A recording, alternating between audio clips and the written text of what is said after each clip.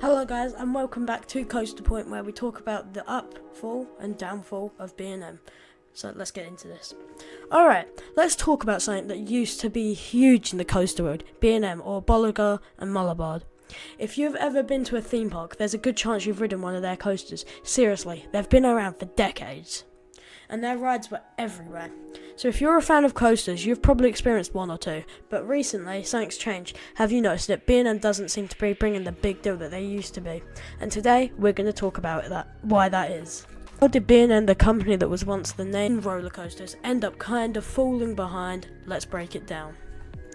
So, let's rewind back a bit. In the 90s, B&M was basically the king of the coaster world. I'm talking about the golden age of B&M, where they were dropping insane rides that were smooth, exciting, and had these signature inversions and drops that people just loved.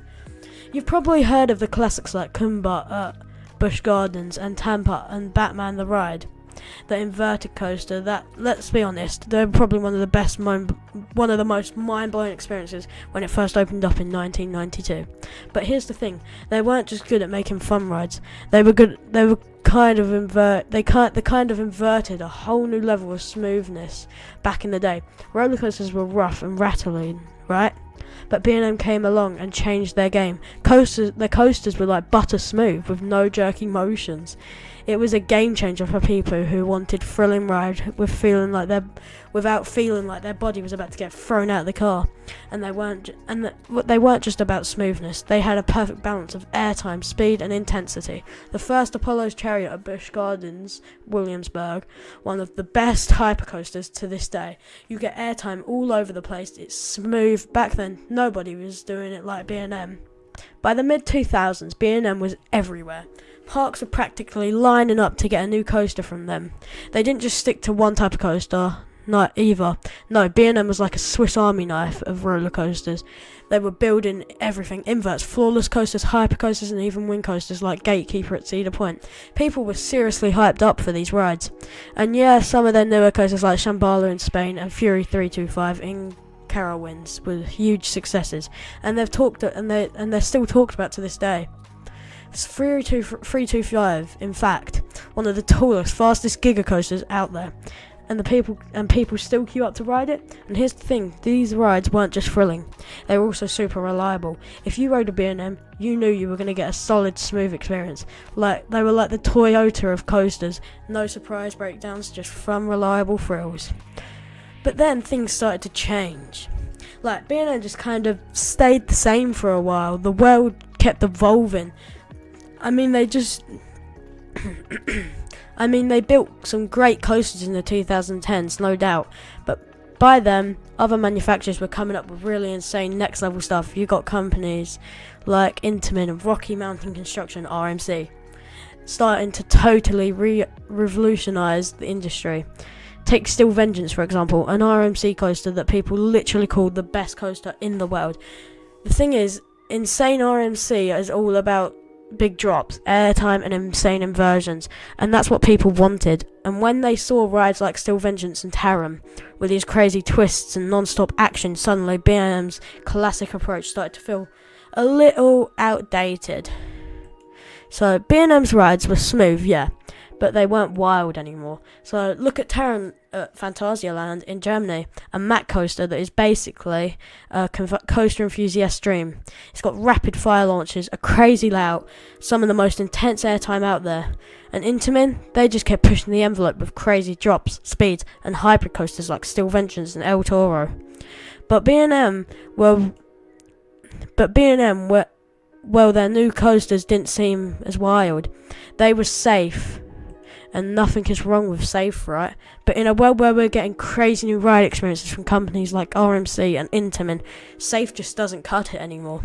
So here's the problem with B&M. They started to follow a bit of formula, and this is the big reason why. The recent coasters haven't hit as hard. You got Banshee at King Islands, and I'm sure it's a solid coaster, but it doesn't feel like it's doing anything new. It's got a nice layout and a couple good inversions, but it's kind of following the same formula that that's been done before. Nothing that really blows you away. Same with Gatekeeper at Cedar Point, or even Valvarian at the same park. They're good, but they're not game changers. Meanwhile, RMC is out here doing things that have never been done before. They're talking about old wooden coasters, turning them into the most intense rides in the world. Intamin is building these insane launch coasters like Terra and Red Force that literally take your breath away. And let's not even get started on intensity. You'll ride a B&M and you get a smooth, fast ride, but it's not intense the same way that Steel Vengeance or Twisted Colossus is when a coaster enthusiast or Twisted Colossus is.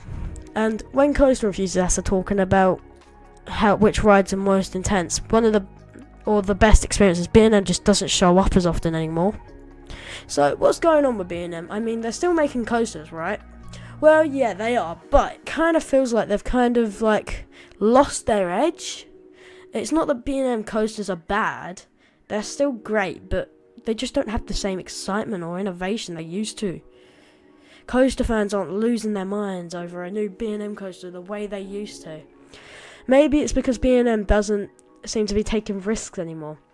They need to be taking these risks. All their new rides are pretty similar to each other. Big drops, smooth loops, maybe a couple of inversions, but that's it. They're not doing anything we haven't seen before. Meanwhile, companies like RMC and Intamin are out here creating insane, one-of-a-kind experiences that we can't get enough of. It's absolutely insane. And another thing, B&M isn't really getting into new coaster trends either. The trend of coaster seems to be hybrids, taking old wooden coasters and turning it into still hybrids. B&M hasn't done anything like that. Meanwhile, Intamin is all over the place with new tech, and RMC has completely changed the game with their hybrid coaster. B&M is kind of, just doing the same thing. So could B&M come back? Maybe. Well, they could. It's not like they're done for, but they've still got that reputation for making smooth, enjoyable coasters, and definitely have the resources to try something new. But honestly, I think they need to step up their game. And I'm not saying they need to go full RMC and turn every coaster into a crazy, heart-pounding experience. But they need to take a few more risks. Maybe a hybrid, a super fast launch coaster, anything that will make us sit up and say, wow, B&M did that? Well, because right now, it just feels like they're playing it safe. And that's fine for some people, but coaster enthusiasts want more than that. We want wild. So that's the story of B&M and how they went from the biggest name in the coaster world to now kinda just there, I guess. Don't get me wrong, B&M still makes awesome rides, but they're not the trailblazers they once were. But hey, who knows? Maybe they've got something insane up their sleeves that'll make us stop and all say, okay, B&M is back. Until then, we'll be riding the new stuff from Intamin and RMC. Thanks for watching, and I'll see you again next time. Don't forget to like, subscribe, and comment, and I'll see you all later. Bye-bye.